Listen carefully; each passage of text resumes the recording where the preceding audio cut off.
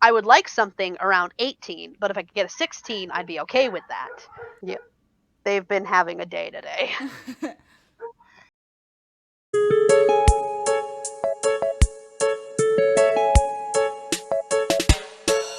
Hello, everyone. This is Leanne again. So we have a new person in this call today. I've been trying to do a call with them forever, but finally we got this person. Their name is Rue. Hi, Rue Cold Fire here. I should have said your full name. My bad. Rue Cold That's Fire. fine, my dude. You're Gucci. Thank you. Yes. So originally, well, I didn't really have much of a conversation topic that I wanted to talk about right away, but then we just kind of got into this conversation and we were like, hey, why don't we just talk about this? So today, we're just gonna I don't even have a name for it, like tips and tricks about getting hired. It's not gonna get you hired like right away. It's not foolproof advice. It's just, why not talk about it? Advice for applying for jobs. I mean, it works for some people, it doesn't work for others, but I mean, it's just something that might get you a leg in. Who knows? Perhaps. Fair warning, Rue's audio is funky, so like don't get upset or go screaming about it. It's fine. Yeah, like, I apologize. I don't know why everything technological I own is dumb, but it is. It's just a fact. So, here we go. Yeah. So, the conversation started because I had applied for this job, and while I wasn't necessarily 100% excited for the idea of working there, because the only reason why I'm even looking for a new job, and don't get me twisted that my job that I'm currently at is awful, it's not, but No. you know, It's a great job. A girl could use a bit of extra cash. Anywho, so I was looking for another job, and I found this one that seemed pretty interesting, pretty nice. A little bit outside of my field, but I figured, why not? Give it a shot. I'm supposed to be repairing glass on a car, and it's like 20 an hour, and it's like 18 an hour on training.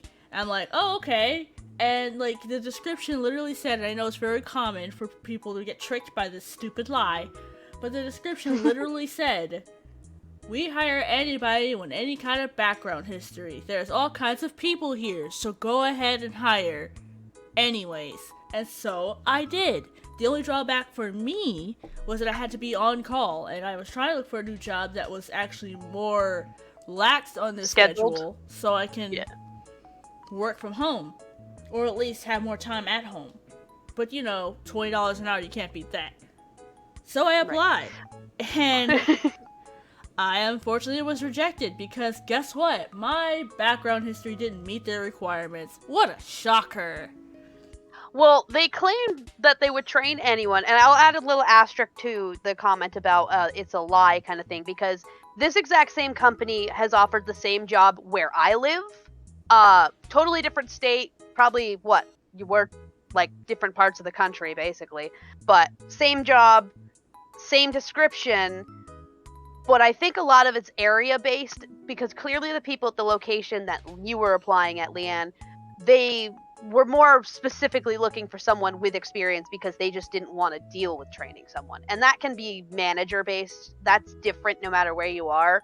But I've seen the same listing, so I do know exactly the job that you're speaking of. And now that you mention it, a lot of places don't even know what is written in the description. Because, like, at first I thought literally the people who are in the store, like the manager writes the thing, is actually corporate.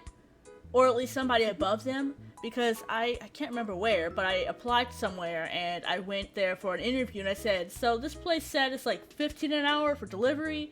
And they're like, no, it's like $2 an hour, and then you get like tips and mileage and stuff like that. Like, well, your description in the application on Indeed said otherwise. And they're like, your Indeed listing specifically said this amount. If it's not this amount, then it needs to be written exactly as it is. And that's very misleading. And I've seen that before as well. I've seen like food delivery places say, oh, you'll get like 30 an hour. It's like, I know that's not true.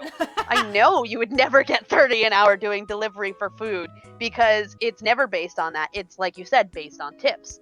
So yes, but usually sometimes when you go into an interview and you mention that that's not what your listing says, if you have that listing, you can sometimes get them to honor that because that's what you applied for. And sometimes you are correct. You don't always speak to the manager or the hiring manager at the physical location. Sometimes, like I've done in a couple jobs I've applied for, you'll speak to someone who works in the human resources department or HR department, and then you'll speak with a hiring manager in person. I Yeah. don't know why they feel the need to add this extra step, because I feel it's more work for everyone around. Whereas if you just sent the applications directly to the hiring manager, it could be up to them instead. But I don't know, corporations like to do it that way. I think it's a waste of everybody's time, but it is what it is. Bro, this reminds me of wasting my absolute time at this one arcade. So I'm obsessed with this arcade. We've been there like all the time. I'm thinking, oh, I can handle it easy. This is back when I was willing to work any freaking shift whatsoever. And so I knew they were looking for somebody who would work weekends, and I was perfectly okay with that. I assumed that being so busy in that place would pay at least like maybe 15 an hour. I was already working 15 an hour at a different job. I was like, I can't accept the job any less than that. $10 an hour is not enough to deal with a bunch of screaming kids.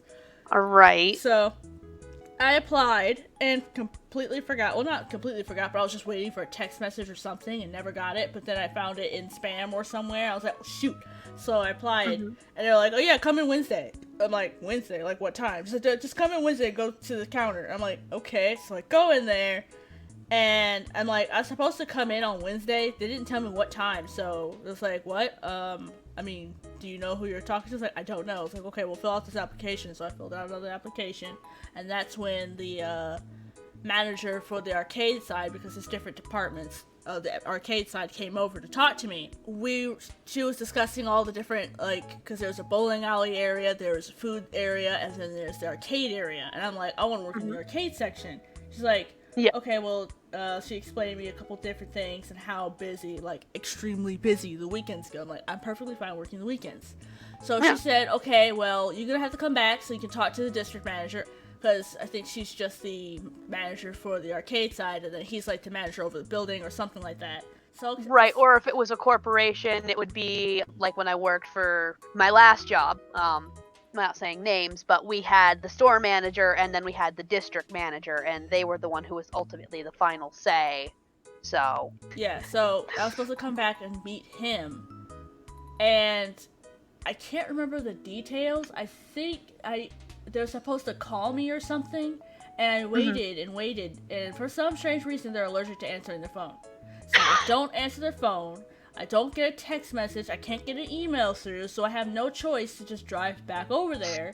So 2 days later I go back over there, and they're like, oh, sorry, the position has been filled. And I'm like, yo, what the heck? And yeah, I talked to the district manager because surprisingly he was there that day. What a coincidence. He gave me a business card. It says, come back a month from now. I'm thinking to myself, I need a job now, but okay. So November comes back around. I think it was like October at the time. November comes around, and I get an invite to a, what do you call it, a job fair. Yeah. And I go over I hate there. job fairs. Oh my god. They're great, but I hate them. So I go in there, and there's a lot of people there. I get my application, and I fill it out, and then wait. And the people who came in after me got interviewed. And I'm sitting there waiting, and finally, while it's almost empty in the job fair section, two people come over to me. The manager who I spoke to wasn't there that day, so it was somebody else in a black shirt, and then another person.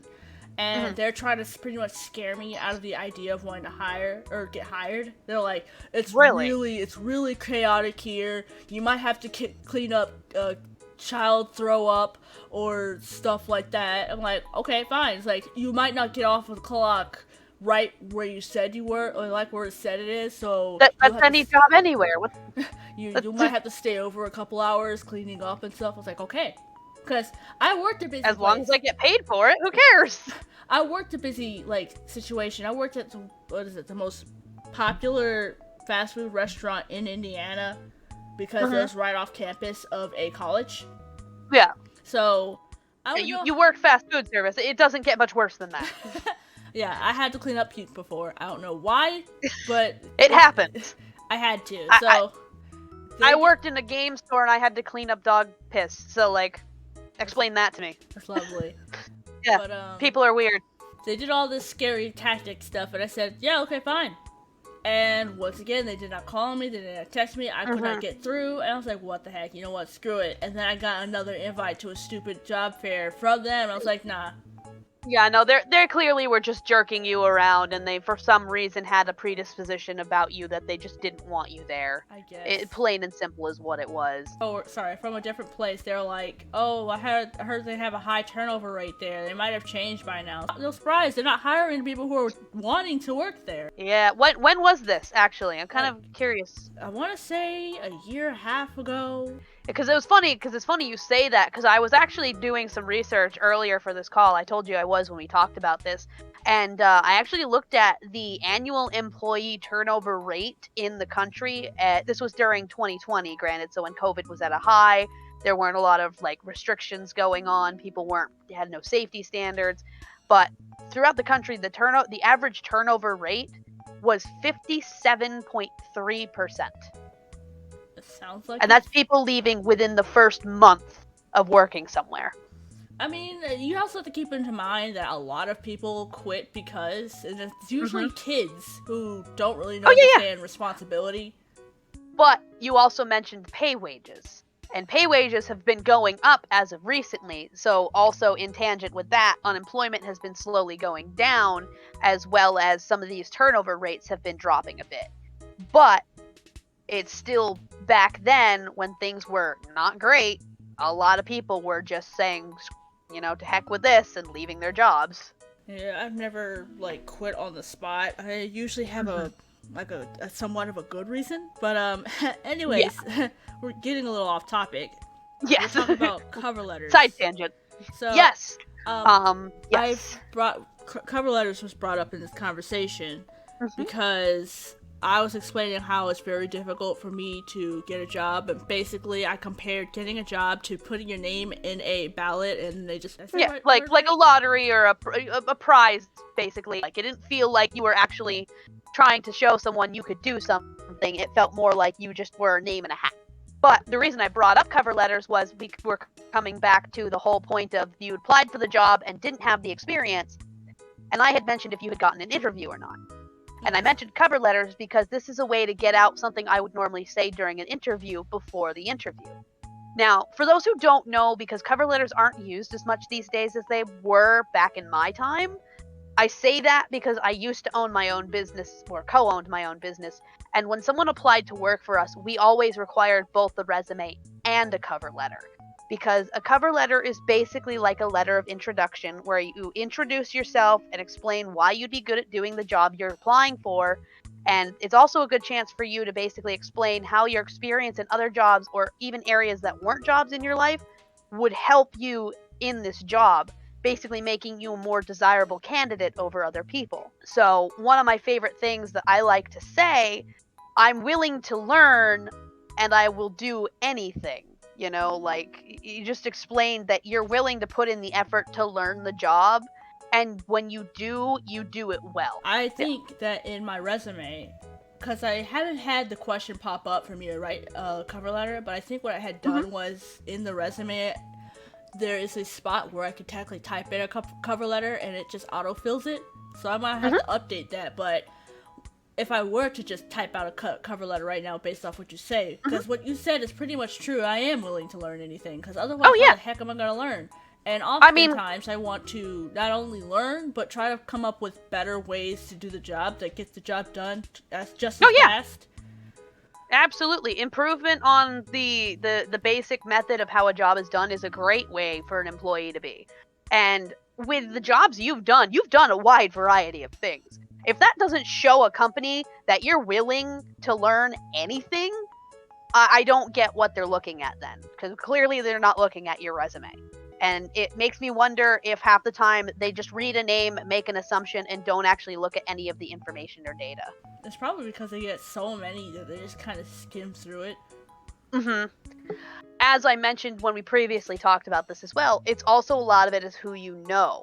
If they recognize your name and know you as a person, and I'm not saying you have to be friends with them, you don't have to have known them since childhood, because that doesn't always help, but if they know who you are as a person, they can put a face to the name, they know that you're, honest or whatever, like they're more likely to consider or even like bring you in, because the only reason I got my last job was because I had been, like I said, a frequent customer there for a long time.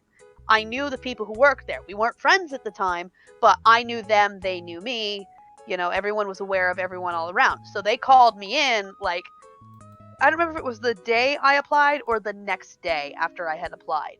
But they got in touch with me pretty quickly because the manager at the time knew exactly who I was. So he offered me the job. So it's a sad fact to say, a lot of it is about who you know, but it gives you a leg up if they're familiar with you at the store or location. For me, it's unfortunate because while my boyfriend and I are basically we are a day apart in birth, and so technically a lot of the stuff that we do or think is exactly the same, but the only difference is our personalities. We are literally opposite sides of the spectrum. He is the socialist butterfly you'll ever meet. He can literally like be best friends with some stranger on the street, Yeah. and I can't communicate worth a dang. Like I it's already I don't bad know. I enough. think you do pretty decent. It's already bad enough that I moved to a different state and know nobody down here. And he lived in this state his entire life, so obviously Yeah. he's gonna have connections. But he has Oh yeah. connections everywhere. I do Right. not. I do not. So Right. I can't just get a job because I know somebody in there. It's No, no, no. And like I said, it's not a guarantee even if you do. It just makes it so they know who you are beforehand. So when they read your name on that list of, candidates, because when I worked at my job, I was in a management position, so I had to hire people as well. You only see a name at first, and then you open it up and look at details. So if I recognized the name, I was more likely to click that name first than, Joe Schmo. So. yeah. It sucks though because I put too much value in my time and efforts. I don't know if you've watched the video, but I have explained how I value my time more than myself. And if Yeah. I don't even get a crap chance of a time to even show you what I'm good for, it just kills my motivation to want to keep trying. It absolutely destroys it. I very much see you as a person who gives a better example by doing rather than saying. You are very much a person of action. Like I swear, if we were to go to a job and them start training us then and there to show that we could understand and do it, we would be more likely to achieve the job than just putting our names in the proverbial hat. What I want more of, and I know they're called internships these days, but I wish there were more things like apprenticeships, where you went to someone who had a craft and you learned under them how to do the job, and then either you stayed working with them as an employee, paid all that for your skills as well, or you went off and did your own thing. You learned the experience rather than having to go to a college or a trade school.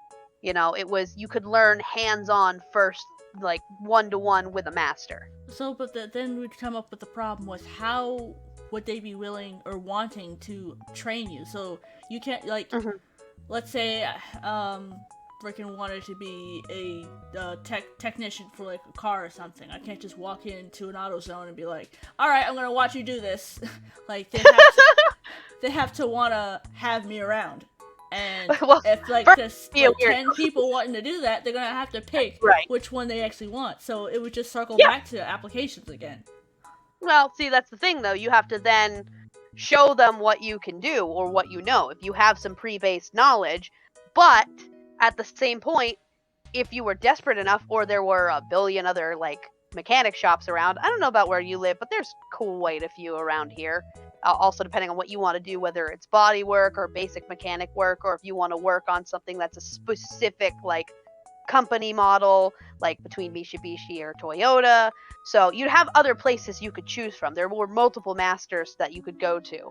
Back then, it was less likely for you to get an apprenticeship. But the upside for them too was an apprenticeship was much like an internship these days, where you don't get paid, but you get like room and board basically until you can start actually contributing and doing stuff like that. So it'd be like a trial period, and they're not really paying money to you, If you suck at the apprenticeship, they just kick you out. Yeah, but here's the thing. While the apprenticeship is nice and all, it seems like something you would have to do in your free time because, I can't be wasting my time on places I'm not going to be getting money. Well, again, that's why you would be provided room and board. You'd have food and you'd have a place to sleep, so you wouldn't have to pay rent and you wouldn't have to worry about feeding yourself. So you would then have more free time because you don't need to make money to pay for those kinds of bills. Interesting. Well, suck if you don't make the job, huh? Yeah. Well, hopefully you have a contingency plan, so. But again, it's more of a fanciful thought of apprenticeships and those kinds of things. Nowadays, everything's based on degrees and schools of learning and, like we said, experience, hands-on, or actual internships. So, but real quick, cover letters. When you apply on Indeed, if it takes you to the website for the company to apply instead of sending your resume that's already on Indeed, I don't know how you can get a cover letter in there, but usually if you apply through Indeed that way, there's usually an option that says when you upload your resume to add a cover letter, that's where you can type one up and put it in. Unless there's like a section in the application on the website that says, give me a reason why we should hire you. And those questions tend to shake me up a little because I have horrible self-esteem and self-value. Mm-hmm. So, like, I suck at describing myself, even though I know what I'm capable of doing. And like you said, I'm more of an actioner than a freaking worder, so I don't know how to put in something that I know I would do in words. Because while I can role play and come up with descriptions for my characters, I can't do for myself.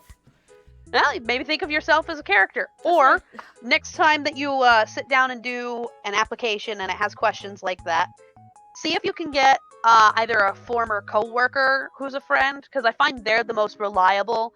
But a friend will also help as well if they've ever been where you work and seen you working. Someone who knows what you while you're working looks like. Because I don't know about you, but I'm a very different person when I'm in work mode than when I'm in chillax mode.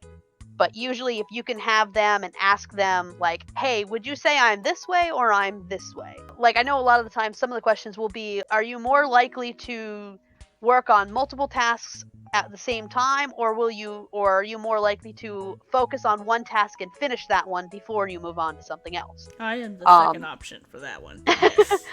I go both ways depending on what it is.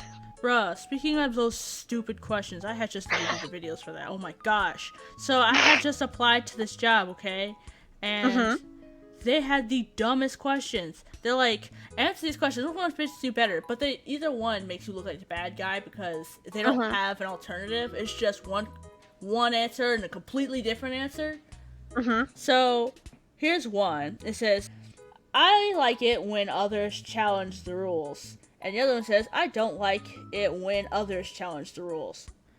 Personally, I don't care if anyone else challenges the rules. It doesn't affect me. If I say I like it when they do, it makes me look like, oh, I am a rule breaker, I'm not trusted. But if I say I don't like it, then I'll be too concerned about somebody else's well-being. Like, it's none of my business. They can do whatever they want. And I'm sure later on in this questionnaire while you were doing these, they actually worded that same question back to you a second time. But differently, just to trip you up. This stupid mind games is childish. Like, you want me to be higher or not? Because I also don't like that question being phrased as a which do you agree with more? Because I agree with both because I'm a very situationally based person. If the rule is something stupid that no one has followed and it shouldn't even exist anymore because literally your boss doesn't even follow it. Why is it there? But if it's a rule that's important for people's safety, then yeah, you better be following the dang rules. Exactly. And that's what I was dealing with. And then here's another one that doesn't make sense. It says, I respect the feedback coworkers give me, which is true. And the other one says, well, when plans change, I let others know. I agree to both. But if I agree to one, it makes it seem like that, oh, if plans change, I'm just not going to let anybody know. Or if I agree to the other, then... I guess in that case, it's more of a which are you more strongly agree with? Like, what's more important to you? Letting other people know when things change? Or what was the first part of the question?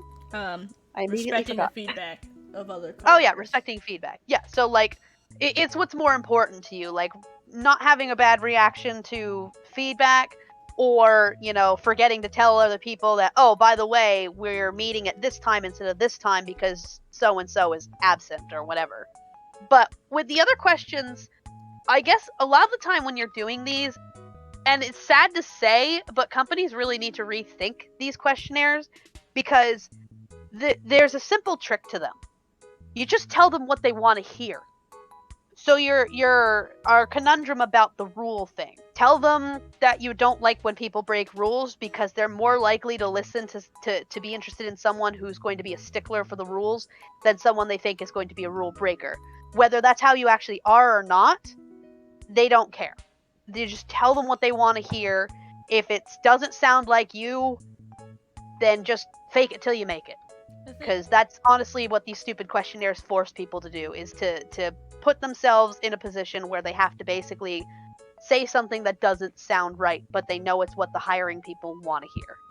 And here's the other thing, because, like, those are not the only kinds of questions that frustrate me. Like, there are these stupid questionnaires that try to paint a picture of the kind of person that you are, and I'm like, you're not going to find out through a questionnaire. Oh, God, no. You don't know who I am through this. Like, I don't know who I am. What are you talking? If this could tell you who I am, I ain't gonna figure it out either. Take me to the interview and quit trying to build a robot out of these dang questions. You're wasting And if everybody's you time. take me in for an interview, talk to me about the stuff I'm going to be doing in the job if I get it. Don't ask me 1,000 questions about the job I'm currently working right now that have no relevance to what you would be having me do. I went to an interview several years ago where I went to apply to work at a clothing store. And instead of asking me anything relevant to what they would be needing to know of me for this job, they're instead asking me about the job I'm working. I was an assistant manager at the time, but I was working for a movie rental place. They were asking me things about, like, late fees and stuff like that, and I'm like, how does any of this relate to working in a clothing store? None of this had anything to do. Needless to say, I didn't get the job, but I think that's because they never bothered to ask me any of the right questions. So instead, I wasted my entire afternoon being there for this interview when I could have just been doing something else. I think the only thing that's coming to mind is the questions they ask you, the right questions anyways, they ask you when you're at the actual interview. Like, one of them is my least favorite, even though I understand why they ask this, is what is your wage idea? And I'm like, whatever the hell is posted, obviously. Right, your preferred wage. Well, honestly, that's a tricky question. Exactly. Because how am I supposed to answer it? Yeah, I've seen that one from both ends. I have been both a person applying for a job and both in the hiring position, where I have both asked for and been asked for far more money than they could provide. Like, I was working my last job as an assistant manager. I was making $11.50 an hour in a state where minimum wage was, I believe, just barely over $7. But a lot of the surrounding places were offering now $13 to $14 start pay for people. So it was not surprising when people looking for the key holder positions were only being offered the maximum of $10 an hour. Granted, that's more than I made when I was in that position. So, I mean, it's nothing to scoff at. But at the same point, I get where they're coming from. But when I'm got people telling me that they want like $21 an hour and the most I can give them is 10, that's not going to happen, honey. I'm sorry, but right research. I think they're just you go ahead and dream big. I'm gonna move on to the next person. The thing is, I would see a job. Oh, sorry. Go ahead. Well, I was gonna say, because then also, like I said, the counterpoint. I've also been in the position where I have wanted more money than the place has been willing to offer. Minimum wage in the state I currently live in is about 12 something. I think like $12.55 or something. But places around are now starting, unless they're, being dirty jerks about it. But I know some places can't pay me $16 to $18 an hour. So usually when I get to the part where I can talk about pay, I also don't tend to apply for jobs that don't put what the wage is. Yeah, if you don't tell me how much it's going to be, I'm not going to apply, because I can't survive off minimum wage. I just can't. I've got too much stuff to pay for. it's not going to be enough for me to live on. I need a livable wage. Bro, same. So, So like, plain and simple, I'll usually say when they ask me, well, what are you looking for pay? I go, well, what are you offering? Is usually what I say. And then I go from there. I go, yeah, that's not something I unfortunately can live on. Or if they say something that's decent, I go, like with the last job I applied for, haven't heard back yet, BT dubs, little update on that for you.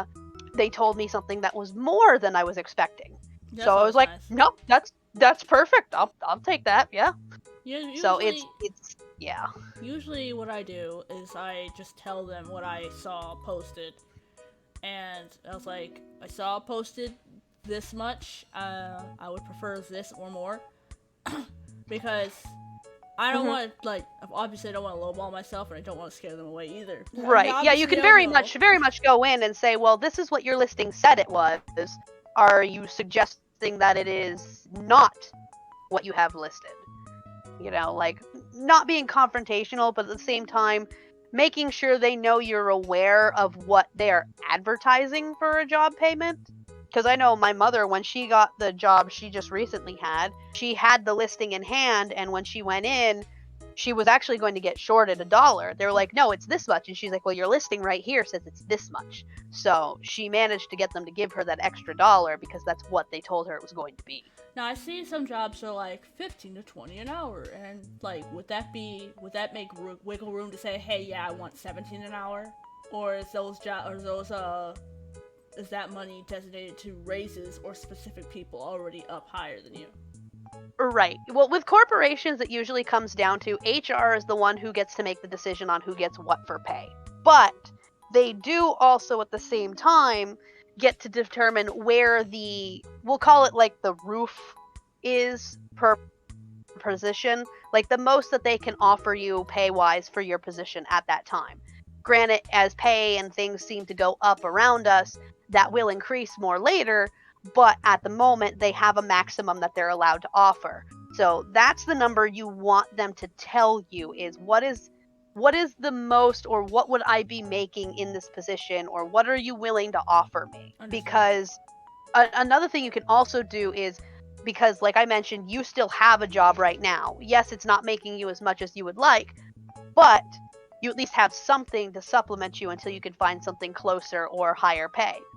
What you can also do, maybe not you in your situation, but two things you can do is when you go to a job, you can tell them, if they tell you a number that's either the same as what you're making right now or less, you then counter them and say, this is what I'm making right now at the job I'm at. And if you're going to offer me either the same or less, I'm more than happy just staying with them. And if they want you, they'll offer you more. Now, vice versa, if you were in a job where you really wanted to stay and could justify staying, sometimes when you're looking for a new job, if you tell them this, they'll offer to keep you for more pay, because they want you to stay. Not all companies will do this, but this is something that sometimes does occur and is never an issue to really ask. Because especially if you express that the issue is because you're not making enough money to, live on. Unfortunately, the question of asking for a raise is a little bit out of Yeah. my ability. So.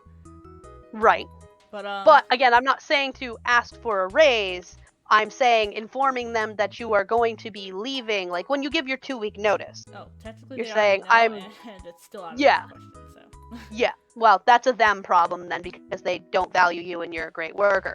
But the point is, usually you let them know, hey, I'm going to be, here's my 2-week notice. I need to be, or giving my 2-week notice. I need a job that's going to pay me more because I can't make rent, or I have medical bills that are piling up, or whatever your reason is.